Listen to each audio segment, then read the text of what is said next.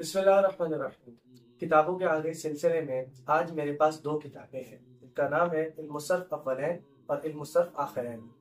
ये बड़ी इंटरेस्टिंग किताब है। बेसिकली अरबी ग्रामर की किताब है।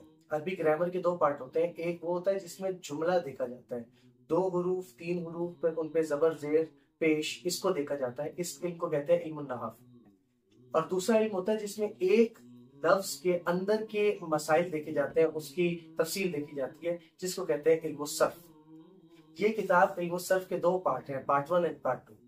ये मदारिस के करिकुलम में दाखिल है और किताब पढ़ना इसलिए ज़रूरी है क्योंकि इसको पढ़ने से अरबी ग्रामर समझ में आती है, जिसकी मदद से हम हदीस समझ सकते हैं और कुरान करीम समझते हैं। तो ये बहुत ही अहम किताब, और ये उस तरह की किताब है कि जिसको ये बुनियादी किताबें समझ में आ गई, इस फन की बाकी आगे जितनी भी किताबें हैं उसको समझना बहुत आसान हो जाता है।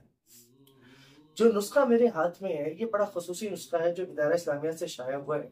ये वैसे तो एक दो रंगा नुस्खा है जो देखने में बहुत अच्छा लगता है, लेकिन इसमें खास बात यह है कि इसके किताब में जहाँ फसल खत्म होती है, फसल के आखिर में उस फसल का खुलासा एक जदवल की शक्ल में मौजूद है, एक डायग्राम की शक्ल में।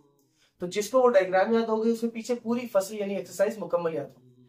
और उसके बाद उस डायग्राम के बाद उसमें सवालात शामिल किए गए हैं, जिन सवालों का जवाब एक मश्क है, एक्सरसाइज है। अगर उन सवालों का जवाब याद कर लिया जाए तब भी वो फसल याद करना बहुत आसान हो जाता है।